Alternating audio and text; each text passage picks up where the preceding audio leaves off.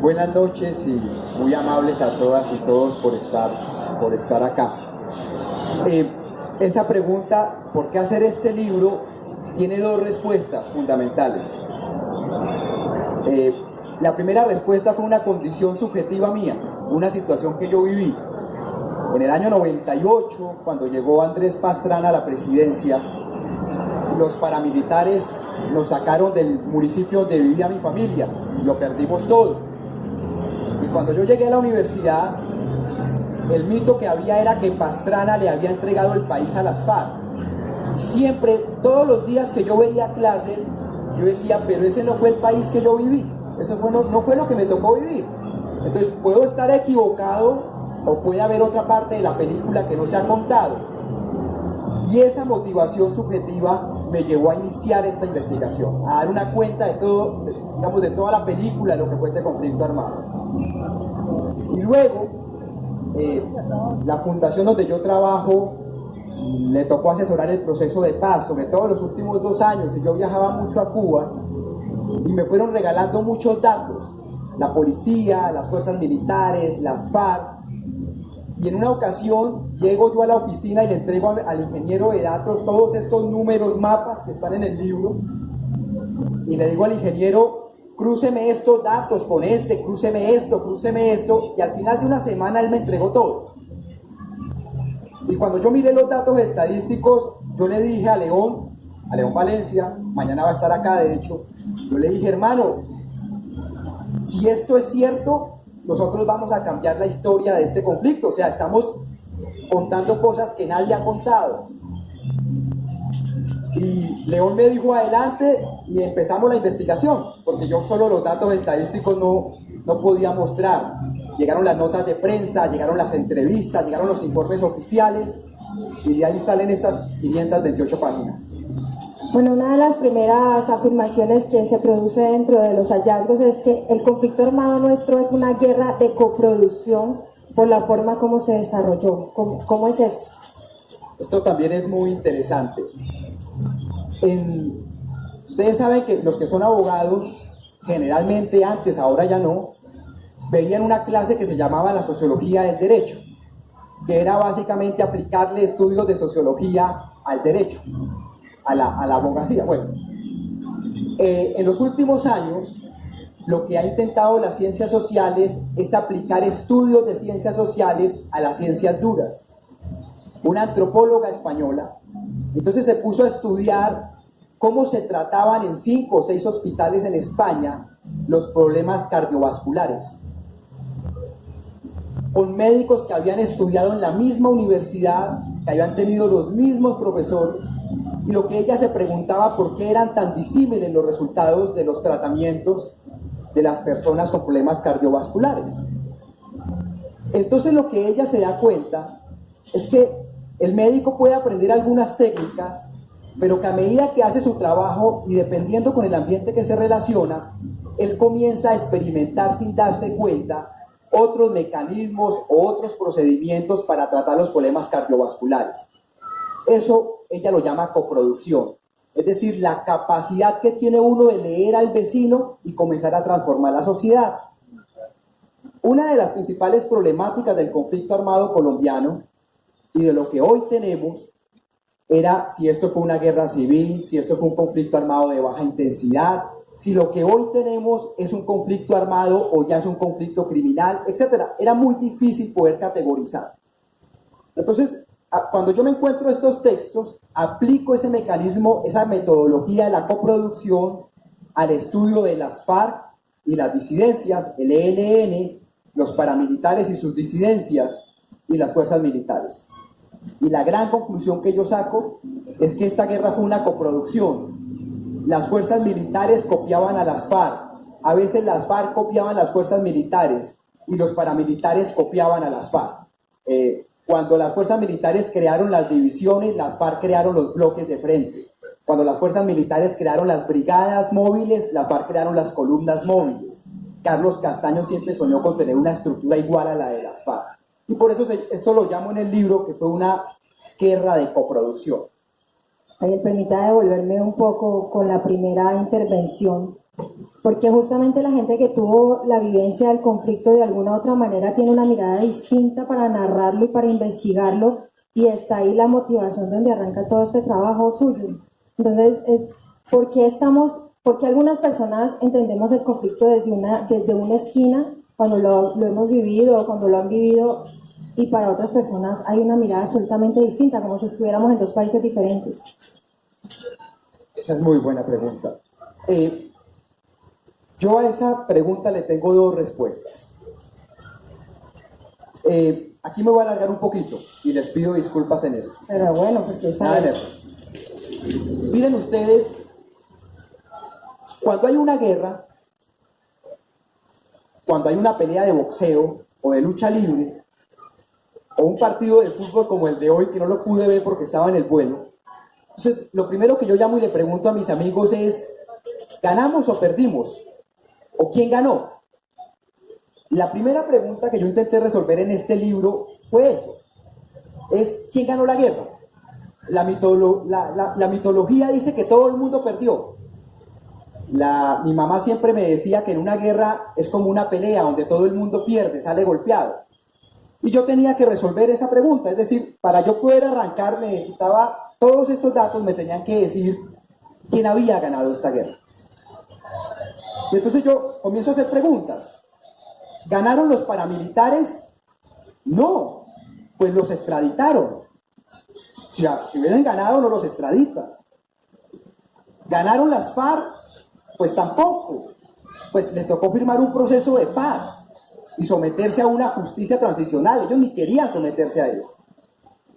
¿Ganaron los militares? Pues tampoco. Ahí están corriendo por la cárcel Mario Montoya, Rito Alejo del Río.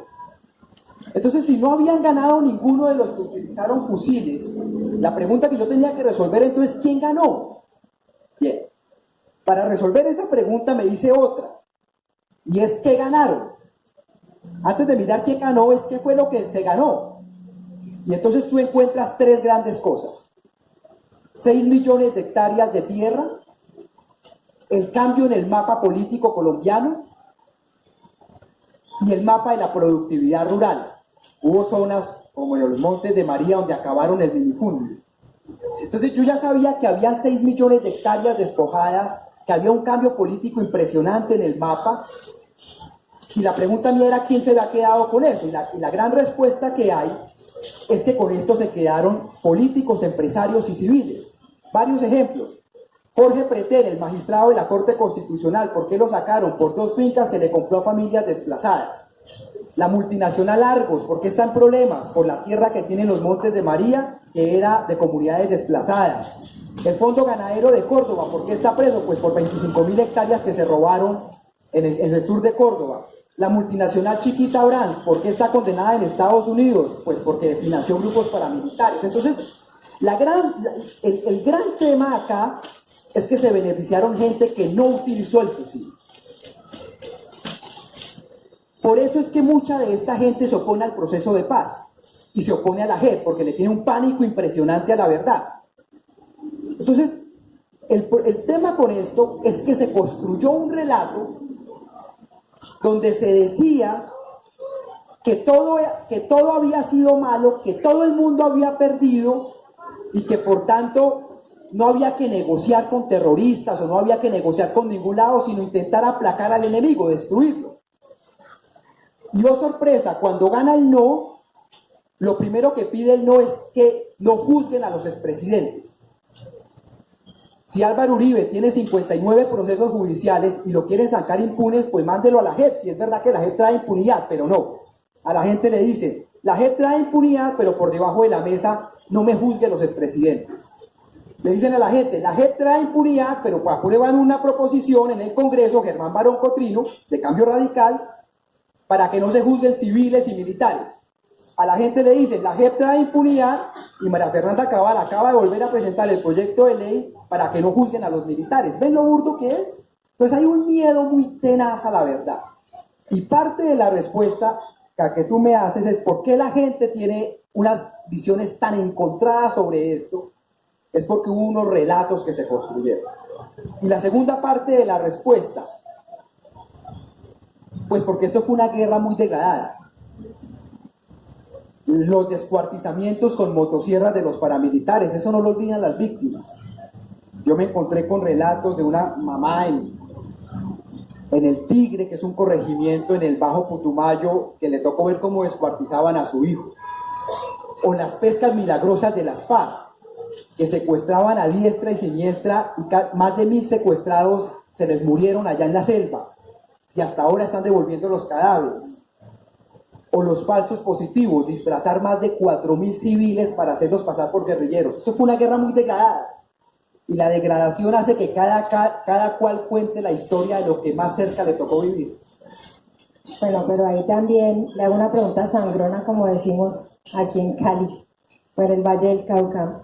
Y es que en el posacuerdo o en toda esta construcción de lo que ha sido nuestra historia reciente con el conflicto, hay una literatura de derecha y hay una literatura de izquierda, de acuerdo con la esquina ideológica en la que usted está parado. ¿Usted qué opina de esa diferenciación? Y él, en caso de Ariel, ¿se inscribe alguna de estos dos tipos de literatura? Bien, esa pregunta la agradezco mucho. No me la habían hecho en ningún evento del libro, pero la agradezco mucho. Humberto, yo le pasé este libro a Humberto de la Calle, se lo pasé a Juan Lozano, el director ahora de RCN Televisión, y se lo pasé a Claudia López. Ellos estuvieron en el lanzamiento del libro en Bogotá. Y yo tenía ese miedo, que el sesgo personal de uno lo lleve a cometer errores, que siempre uno los comete, siempre pasa, siempre. Y siempre la pregunta, ayer sacamos una denuncia muy grave sobre el tema de las elecciones en Bogotá, hoy está armado el debate en Bogotá, casi que ni me dejan venir en el avión de ese debate tan duro, y siempre yo llamo a mis compañeros de trabajo y le digo, hermano, lo hicimos bien, ¿qué nos faltó? Entonces yo tenía ese miedo con este libro. Por eso me cuidé tanto en este libro. Por eso fueron 14 millones de datos analizados. Por eso fueron casi 6 años de investigación. Por eso fueron 10.000 notas de prensa. Humberto de la Calle definió este libro, esto que voy a decir es terriblemente feo porque es echarse flores uno mismo. Humberto de la Calle definió y dijo, antes cualquier persona iba y escribía un libro y echaba su cuento sobre lo que creía que era el conflicto armado colombiano. Alfredo Rangel escribió un libro sobre lo que él creía, el propio Manuel Marulanda escribió un libro, Carlos Castaño escribió Mis luchas, mis años de lucha, o sea, en general, todo el mundo escribe. Pero Humberto de la Calle dice, este libro parte en dos, los análisis del conflicto armado colombiano, y es porque ya no es carreta, o sea, ya no es cosas que yo me invento, es lo que me da la investigación, los datos, las notas de prensa y los datos estadísticos. Hay conclusiones que yo creo que son ciertas, dramáticas, pero no quedaron incluidas en el libro porque los datos no me daban para decir tanto. Eso es otra cosa que estoy escribiendo ahora. Pero aquí hice un esfuerzo muy grande por compilar una gran cantidad de datos. Muy bien, justamente en esos mitos que se desmontan después de la investigación está lo que creímos gran parte del país en su momento, y es que durante las negociaciones en el Caguán las FARC se habían fortalecido, pero lo que usted encuentra con la investigación es algo diferente. Bien, de hecho esa pregunta es la primera que yo resolví. Las fuerzas militares me regalaron los datos y yo a las fuerzas militares les pregunté una cosa, al Comando General de las Fuerzas Militares. Les dije, mire, y a la Policía Nacional, dígame por año y por mes en dónde hubo operaciones militares de las FARC. Entrégueme la información. ¿Dónde ustedes tuvieron combates, hostigamientos, enfrentamientos? ¿Dónde? Y las fuerzas militares me entregaron los datos. Después me fui para la Fiscalía, en la sección de Justicia y Paz, y le pregunté al entonces fiscal Montealegre, entrégueme los datos, ya después de más de 10 años de Justicia y Paz, de en dónde, y por año, y por mes, operaron los bloques paramilitares. Esa era la pregunta que yo tenía. ¿Y qué hicieron? ¿Cuántas masacres, homicidios? Igual que las FARC. Y los datos son increíbles. En el año de 1998, página 79, según las fuerzas militares, no según lo mío, lo que yo digo, las FARC operaron en 419 municipios. 419. Luego, en el segundo capítulo, si ustedes van y miran, en el año 2001, vamos a mirar un poquitico más adelante, en el año 2002, que fue cuando terminó el proceso de paz del Caguán, las FARC operaron, página 211, 456 municipios. O sea, de 419 a 456. ¿Eso cuánto me da? ¿Como 30, un poquito más de 30, más o menos? Sí, bien, miren. En esas mismas fechas, los paramilitares pasaron de 340 municipios a 722. Eso es más que el 100%, ¿cierto? Y a mí me enseñaron que casi 400 municipios es más que 30. Así aprendí en la escuela desde chiquito. Entonces lo que concluye el libro es que en los años de Pastrana básicamente se crearon paraestados en todo el país. Los ilegales administraban Estado, regulaban, cobraban impuestos o extorsión, regulaban el paso de ciudadanos. Pero si yo tuviera que adjudicarle que Pastrana le entregó el país a alguien, según los datos de la Fiscalía y del Estado colombiano, fue a los paramilitares, no a las FARC. Y son datos estadísticos. ¿También las FARC se crecieron? Sí, también. Pero si a alguien se lo entregaron, porque Colombia tiene 1.100 municipios, 1.122, en ese momento eran 1.100. Y si tú dices que los grupos paramilitares operaban en 722, es más que la mitad del país. Y nadie habló de esa tragedia. De hecho, entre el año 97, que ocurre la expansión paramilitar, y el 2001, se cometieron más de 1.000 masacres, donde descuartizaban gente. Otra cosa que está ahí ligada, Ariel, es el impacto que esa permanencia o esa expansión de los paramilitares tienen en muchas poblaciones del país frente a lo que fue el impacto de las FARC. ¿Qué diferenciación en el modo de ejercer justicia, de ejercer dominio de territorio encuentras dentro de la investigación? Hay una cosa que, digamos, a esto se le llaman repertorios de violencia. Que, digamos, los grupos tienden a hacer un tipo más de violencia que otros. Entonces, yo tengo familiares que a mí me dicen que los paramilitares fueron necesarios, porque las FARC iban a tomar el poder. Entonces, que era algo necesario, era un mal necesario. Yo le digo a mis familiares, si usted me justifica lo que hizo las FARC o lo que hicieron los paras, estás enfermo, pues tienes que ir a un tratamiento psiquiátrico. Usted hoy en Argentina, nadie te justifica la dictadura de Videla, nadie. Ni los de derecha, nadie te lo justifica. Colombia todavía está enfermo. Pero cuando me hacen esa pregunta, ¿el paramilitarismo fue un mal necesario? Entonces yo voy y hago una pregunta sencilla. ¿Cuáles fueron los niveles de combate de los paramilitares a la guerrilla? O sea, ¿es cierto eso, que eran contrainsurgentes y que los combatían y los perseguían? ¿Es cierto eso? Pregunta obvia. Y yo aspiraba a encontrarme, no sé, 3.000 combates por año o acciones armadas. Me encontraba menos de 100. Menos de 100. Si ustedes ven una gráfica, yo no me acuerdo ahorita en qué página está, hay una gráfica pasada por las fuerzas militares donde los combates entre FARC, fuerzas militares, ELN, fuerzas militares, paramilitares, fuerzas militares y paramilitares guerrilla, y las disputas entre paramilitares guerrilla eran el 7% comparado con lo de las fuerzas militares. Entonces yo dije, ¿cuál fue la contrainsurgencia? Habían algunos combates, pero no eran todos. Entonces me voy a mirar los datos sobre violencia contra la población civil y me encuentro que los paramilitares lo que se dedicaron fue a destruir toda la organización social. Les quiero colocar estos dos ejemplos.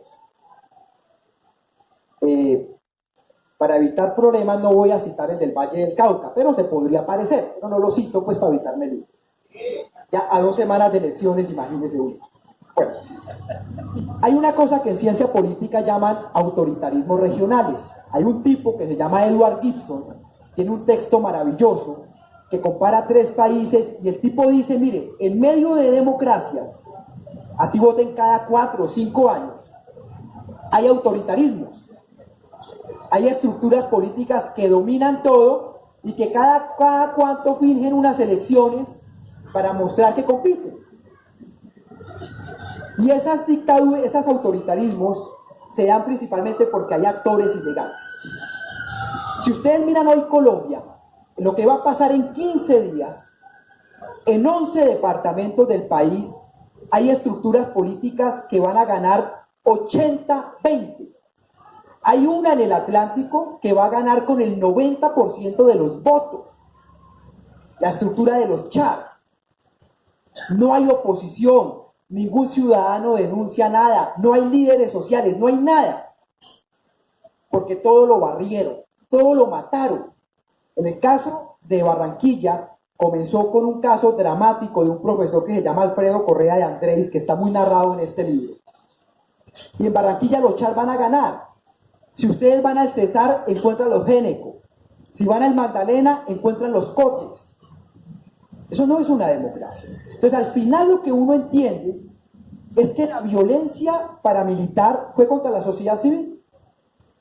Lo aniquilaron todo. Y hubo zonas donde barrieron con todo.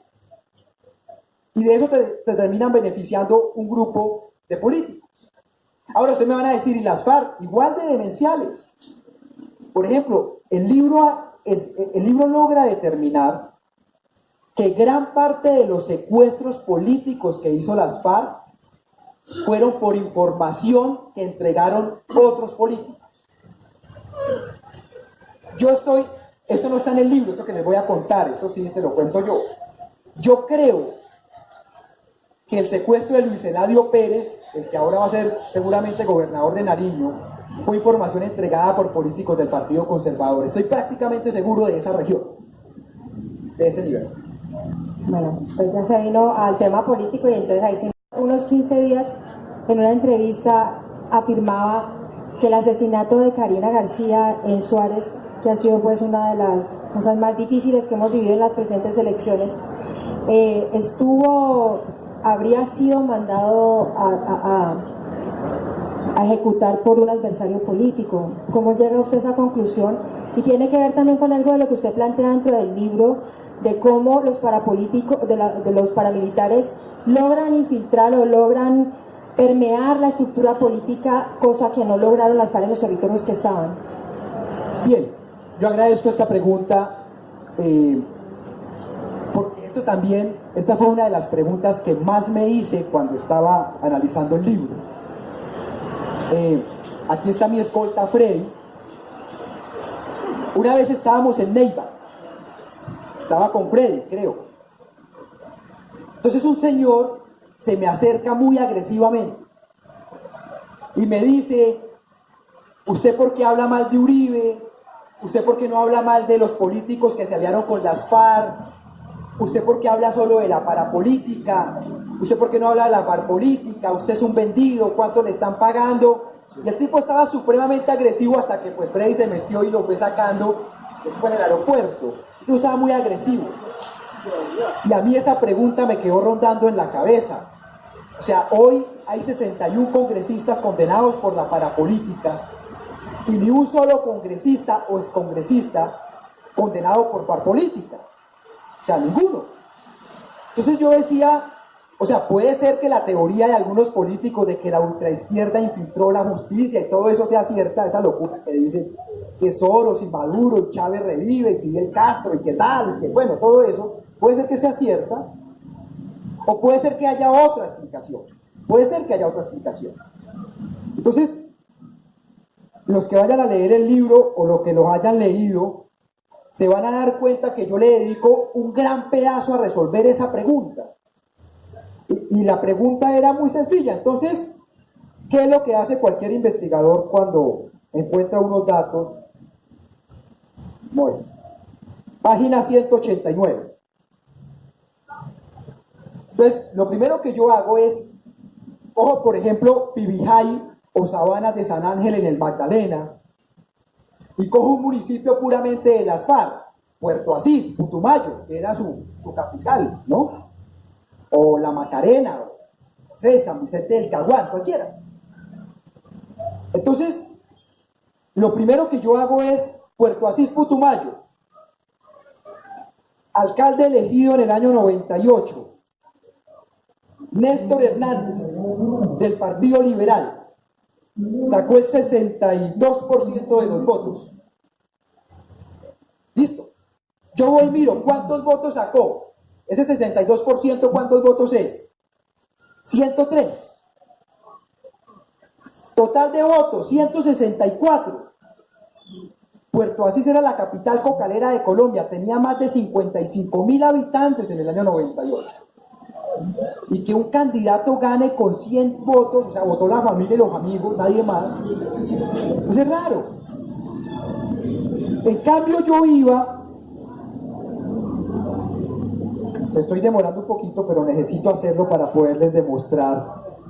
En cambio yo iba a analizar el tema de grupos paramilitares y me encontraba con unas cosas impresionantes. Hay una señora, página 356.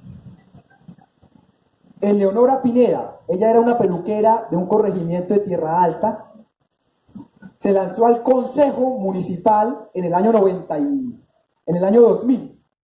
y sacó 800 votos. Renunció y se lanzó a la Cámara de Representantes en el 2002 y sacó 80.000 votos. De 800 a 80.000. Hubo un municipio, Tierra Alta, donde la señora sacó más del 80% de los votos. Y en Valencia. O sea, compitiendo contra decenas de candidatos, como si aquí, por ejemplo, en Cali hoy día, alguien que va a la asamblea departamental saca el 90% de los votos en Cartago Valle. O sea, uno dice, hermano, algo raro está pasando acá. O sea, que el 80-90% de la gente haya votado. Entonces me puse a investigar y a investigar, ustedes van a ver acá, y logré encontrar que parapolítica también hubo. El objetivo era el mismo, destruir el Estado, igual que la parapolítica, era destruir el Estado. Pero eran métodos diferentes. Los paras elegían políticos, las FARC los asesinaban y impedían que la gente votara. Por eso es que ningún congresista ha sido condenado por parapolítica, porque no fue el mismo fenómeno para donde obligaban a la gente a votar. En cambio, con los paramilitares obligaban a la gente a votar por política. Hubo un caso, bueno, hay muchos, pero les quiero contar uno. Actualmente, si no me creen, lo anotan y esta noche lo buscan en Google. Un candidato presidencial dijo una vez, pues búsquelo en Google, pregúntele a Google. Entonces pues hagan ustedes lo mismo esta noche. Habían dos hermanos, esto es como una historia de moraleja. Habían dos hermanos, uno se llamaba Juan José García Romero y otro se llamaba Álvaro García Romero. Los dos hermanos se repartieron el poder. Álvaro García Romero cogió el departamento de Sucre y Juan José García Romero cogió el departamento de Bolívar. Álvaro García Romero está actualmente condenado a 40 años de cárcel por la masacre de Macayepo, porque le ordenó a los paramilitares asesinar más de 40 campesinos. Juan José García Romero fue destituido e inhabilitado por corrupto. Juan José García Romero se casó con una reina de belleza llamada Piedad Zucardi, que fue senadora del partido de la U, presidente del Congreso en la época Uribe, hoy presa por relaciones con grupos paramilitares. O sea, el esposo, la esposa y el hermano del esposo. Todos presos. Y el año pasado eligieron al hijo de Piedad Zucardi, Juan José García Romero, como senador. Andrés Felipe García Zucardi, lo pueden buscar. Eso es Colombia. ¿O no ven a la senadora María del Rosario Guerra con toda su familia en la cárcel? Dice, voy a crear un muro para los corruptos, no le cabe ni su familia, pues por Dios. Entonces, lo que uno se da cuenta es que los políticos utilizaban los grupos armados ilegales y las estructuras criminales. Y lo que nosotros nos encontramos con la pregunta que ella hace de Karina García, que fue asesinada hace como un mes, es eso. A Karina García, un político de ese municipio paga 50 millones de pesos a una disidencia de las FARC para que la asesine. Cuando se dan cuenta de que la cosa causa ese gran impacto, entonces la disidencia se acelera a sacar un comunicado del cartel de Sinaloa para distraer las investigaciones. Y en lugar de capturarlos, que era posible capturarlos, son disidencias pequeñas, mataron 2 días después a alias Alonso y hace 3 o 4 días mataron a alias Majin Buu. O sea, conclusión, nunca vamos a saber la verdad. Bueno, ahí sí toca pegarle lo que denunciaron justamente ayer, Ariel, con la Fundación Paz, y es que de 522 candidatos, 184 han sido cuestionados y hacen unas denuncias también sobre lo que está pasando en las regiones. ¿Qué pasa en el Valle del Cauca? ¿Qué es lo que están hallando ustedes en el Valle del Cauca? Nosotros, a ver, bien,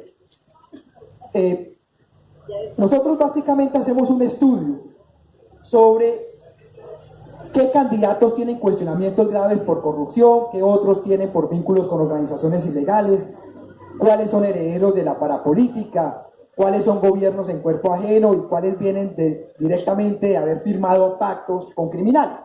El pacto de Chibolo, el pacto de Pibijay, el pacto de Ralí. Y nos encontramos con 184 candidatos. Y hay casos dramáticos, ya les hablo del Valle, nada de nervios. Pero hay casos dramáticos, pues, ya les hablo del Valle. Hoy en El Espectador sacamos una nota grandísima del Valle, si ustedes lo vieron. Pero ya les hablo de eso. Entonces, departamentos como Putumayo, los 3 principales candidatos están en relaciones con actores criminales.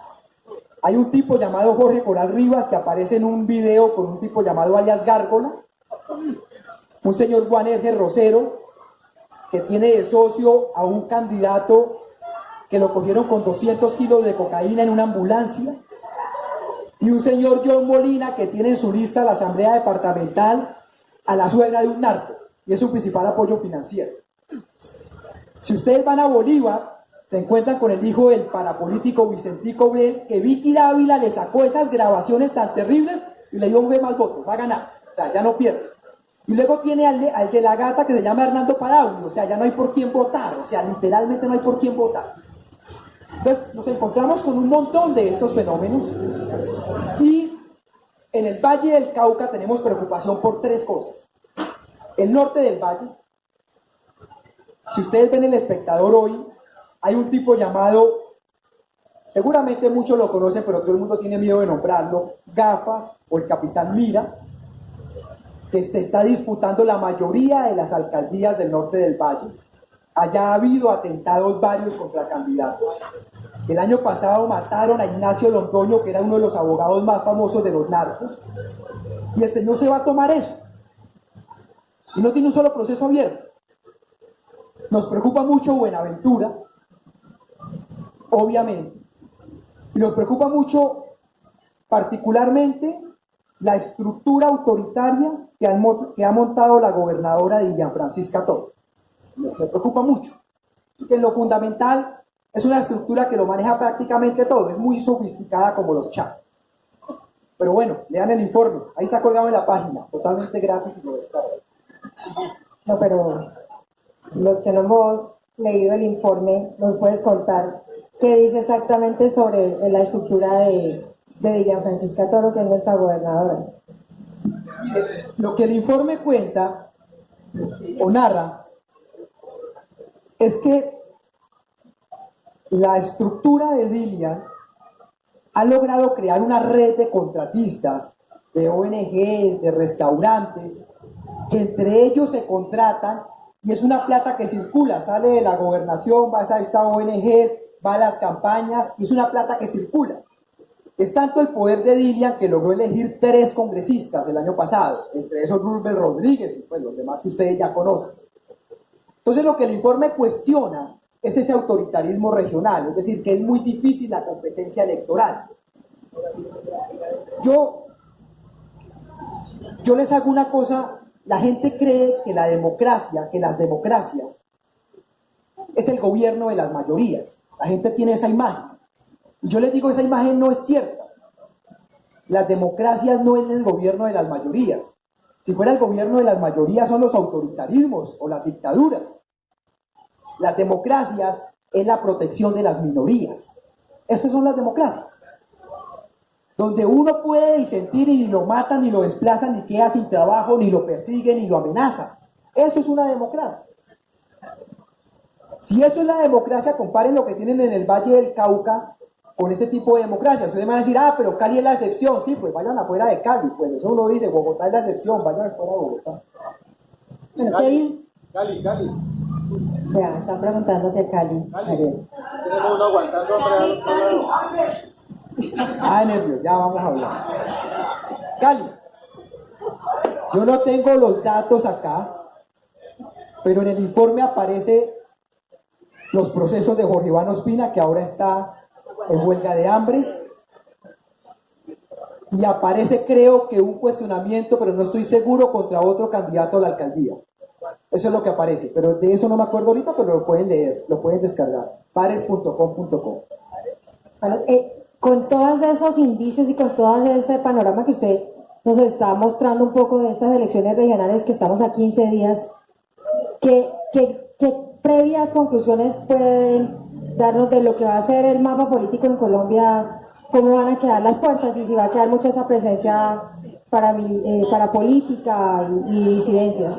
Mire, el año pasado, cuando fueron las elecciones nacionales, yo era muy optimista del resultado que se fuera a dar acá, en Colombia. Yo creía que todo ese sector progresista, verdes, Colombia Humana, Polo, iban a lograr una victoria grande en varias zonas. Y que incluso el Centro Democrático, que es una fuerza de opinión, iba a lograr cosas. Y que todas las viejas élites se iban a ver debilitadas. Eso era lo que yo pensaba y ese era mi sueño. Hoy estoy totalmente equivocado. El Centro Democrático va a lograr 1 o 2 gobernaciones. O sea, les va a ir como los perros en misa. Las fuerzas progresistas no les va a ir bien.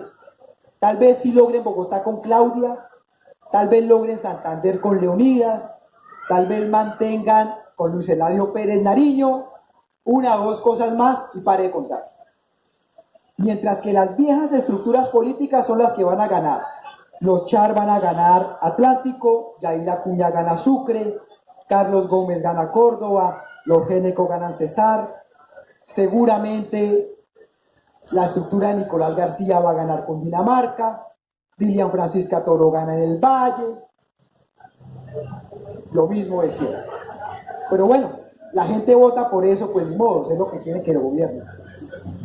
Bueno, me cierre. Bueno. En el cierre del libro, el último capítulo, que es el fin de una guerra y la reconfiguración de otra, justamente para marcar lo que acabas de contarnos sobre el panorama político, y ya para dar en algún espacio algunas preguntas, ¿cuáles son como las principales conclusiones a las que llegan?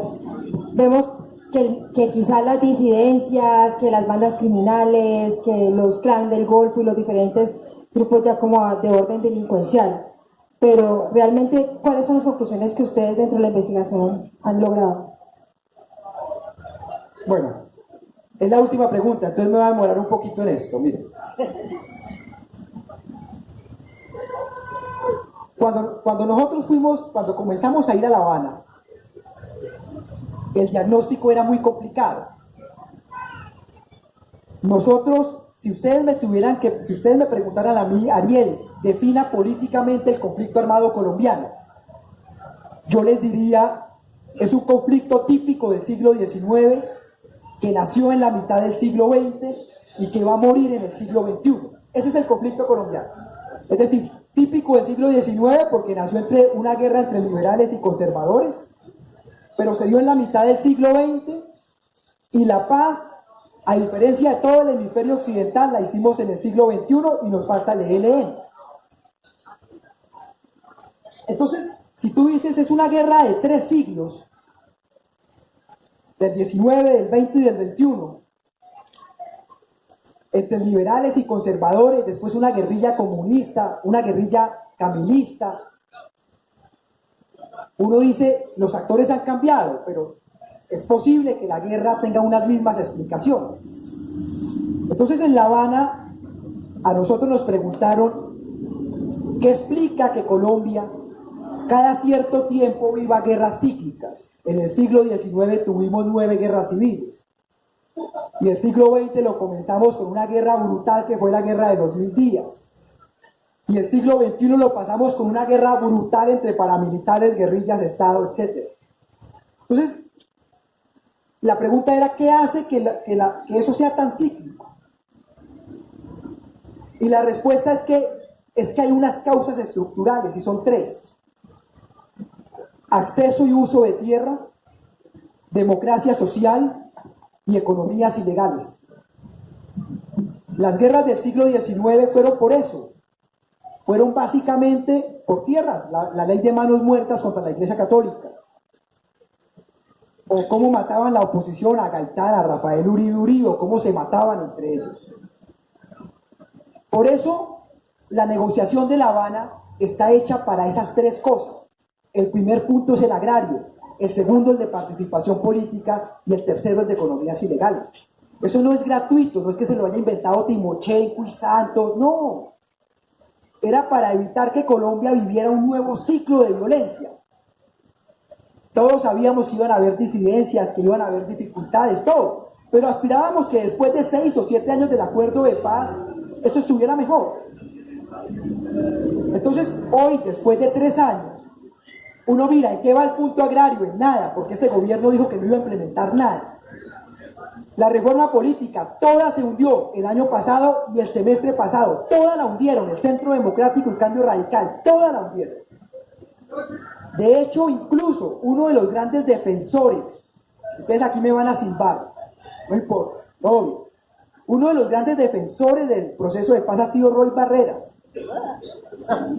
Impresionante, pero todos los demás hundieron la reforma política. Y del tema de economías ilegales no se ha aplicado nada. Lo poco que aplicó el gobierno Santos, este gobierno dijo que no y lo devolvió. Entonces, ¿qué les quiero decir yo? Si las 3 causas estructurales no las hemos podido solucionar, no las hemos comenzado a solucionar, pues estamos condenados a vivir otra etapa de violencia. Ya no política, ya no van a ser guerrillas, comunistas, nada. Una violencia criminal. Ejemplo, lo tienen aquí a 2 horas, todo el Pacífico colombiano. Lo que pasa hoy en Buenaventura es el mejor ejemplo. Lo que pasa en Tumaco, en Guapi, López de Micae, Timbiquí, El Charco, La Tola, Río Sucio, San Juan, todo eso lo pueden ver. Ese es el mejor ejemplo. Entonces termino. Cuando yo empecé a apoyar el proceso de paz, yo me imaginaba que Colombia iba a subir 10 escalones, como en una escalera, que nosotros íbamos a subir 10, ¿verdad? Hoy, 3 años después, yo digo, no subimos 10, subimos 3. Este es un país muy diferente. Este es un país mejor, a pesar de todo lo que uno ve. Es mejor. Pero nos faltaron 7 escalones por subir. Pero Ariel, ¿qué hacemos entonces? O sea, porque el panorama es desolador y preocupante. Queda uno, los hechos son los hechos y la investigación así lo refleja. Y quienes vayan a tener el libro van a ver que hay un rigor muy grande en la investigación. Pero, ¿qué hacemos, Ariel? No, mire, yo... Sí, obvio, votar bien es lo principal, digamos, es lo principal, sí, eso es cierto, pero... No, mira, yo en todo caso creo que este ha sido un país que ha mejorado. Falta mucho, pero ha mejorado. Y yo creo que lo que tenemos que hacer ahorita es garantizar que unos mínimos de la implementación del acuerdo se hagan. Ya no todo, pero sí unos mínimos. La política de reincorporación de las FARC, hay que hacerla. Los planes de desarrollo con enfoque territorial, hay que hacerlos. Todo lo demás del fondo de tierras, todo lo demás ya es un sueño, eso no va a pasar con este gobierno. Pero hay que garantizar que con unos mínimos este país comience a marchar. Y yo espero que para el 2022 la gente aprenda a votar. Bueno.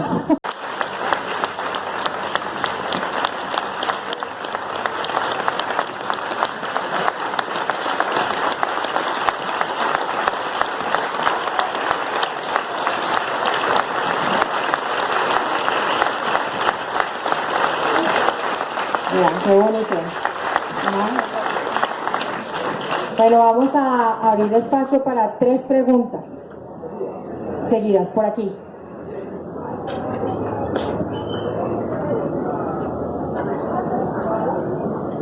Pues primero, admiración total por ustedes dos, saber también del libro de Paola de Voces Valientes, y pues se ve uno como muy esperanzado en medio de todo. La pregunta para Ariel sería, ahorita con la vinculación al proceso ya jurídico del señor Álvaro Uribe, del tema del proyecto del gobierno de extender la ley de víctimas por 10 años más, ¿cree que empieza una nueva etapa para el país? O sea, de pronto desenmascarar toda esta violencia de la que pues no se ha querido hablar, la división política que ha generado el señor Uribe en el país, y esta oportunidad de extender la ley de víctimas, ¿será que eso sí representa de algún modo empezar a esclarecer muchos hechos o seguiremos como en la impunidad? Gracias.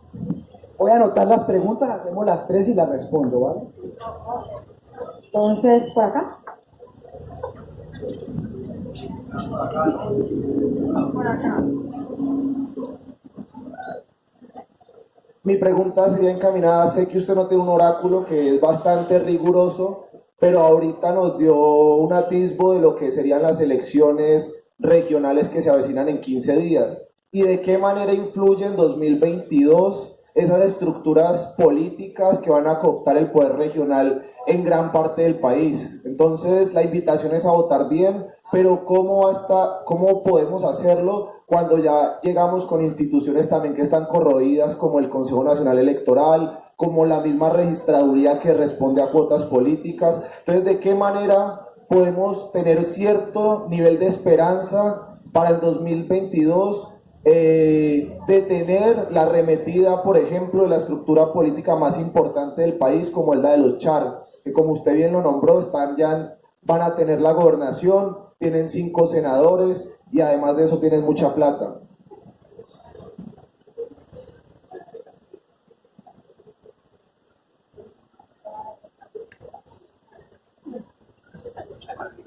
Buenas noches.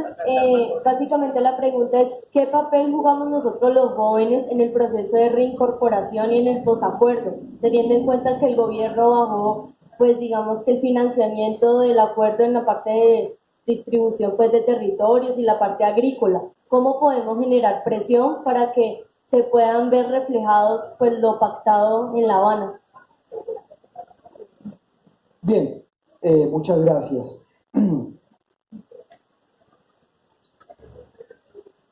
Mira, hay un tema que aplica para las relaciones amorosas, y es que las segundas partes nunca fueron buenas, ¿cierto? Eso más o menos generalmente aplica, ¿no? Hay excepciones, pero generalmente eso aplica para las relaciones amorosas. Eso también aplica para la política.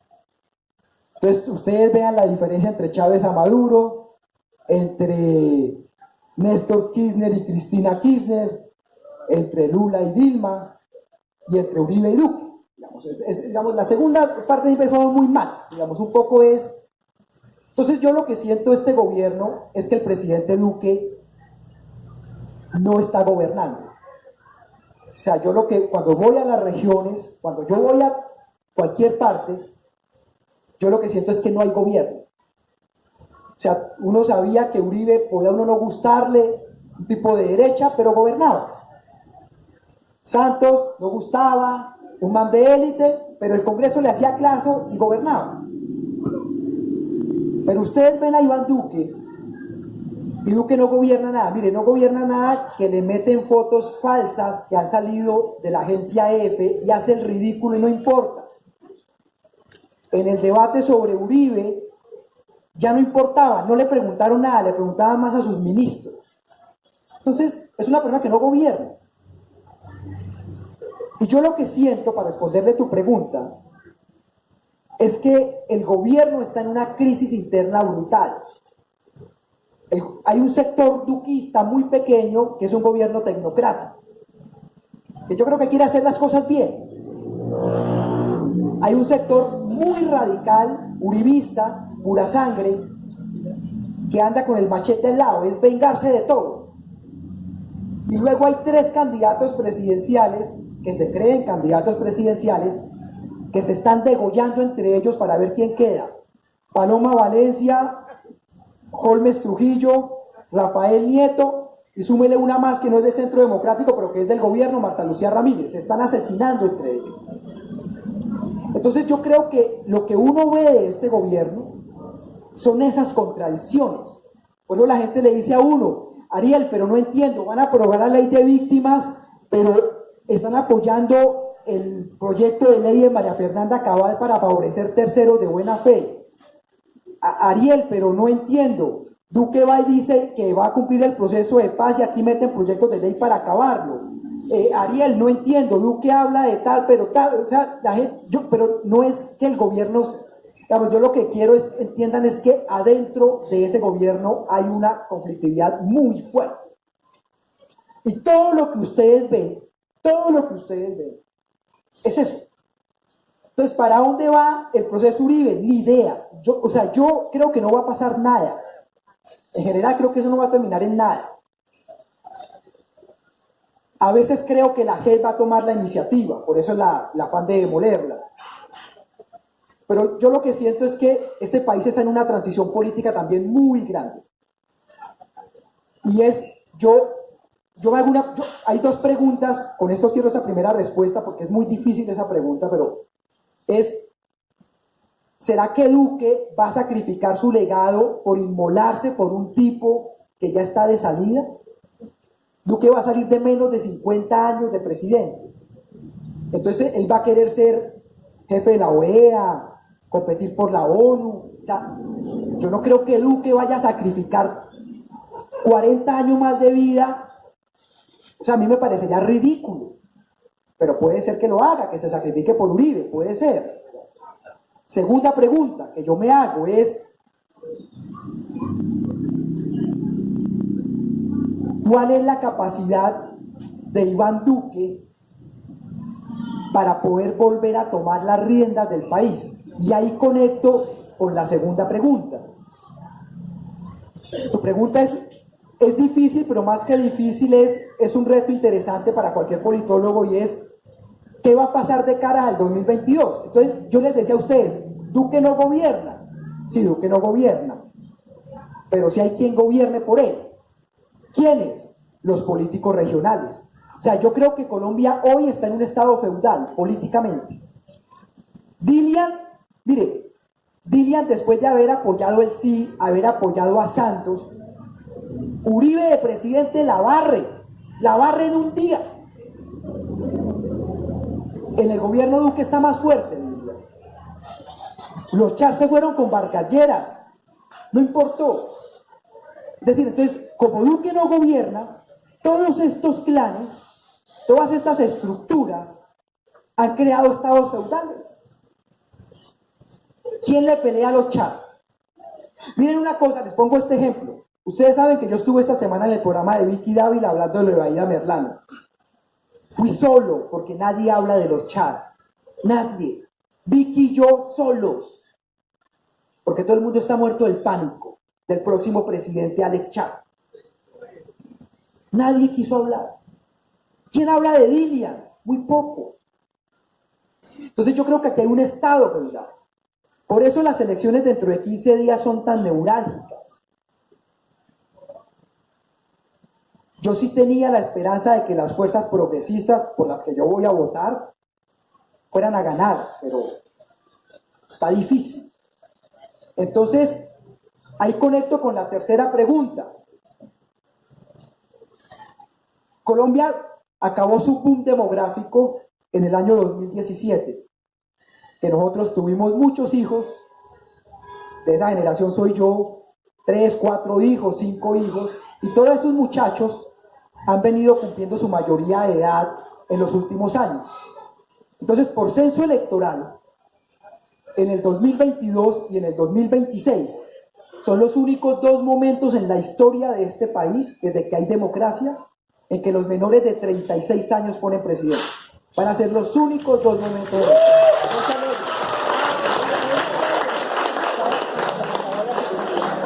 No se alegren porque la segunda parte es muy desilusionante. Entonces, uno demográficamente, uno pensaría que esto va a cambiar. Pero con las actuales estructuras políticas, yo creo que esa oportunidad se nos va a pasar. Y si se nos pasa,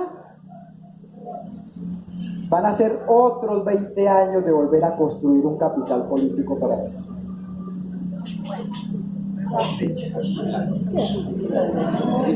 Bueno, muchas gracias por estar aquí, por escuchar y bueno, ya saben que ahí está el libro Detrás de la guerra en Colombia de Ariel Ávila, a la orden. Un aplauso.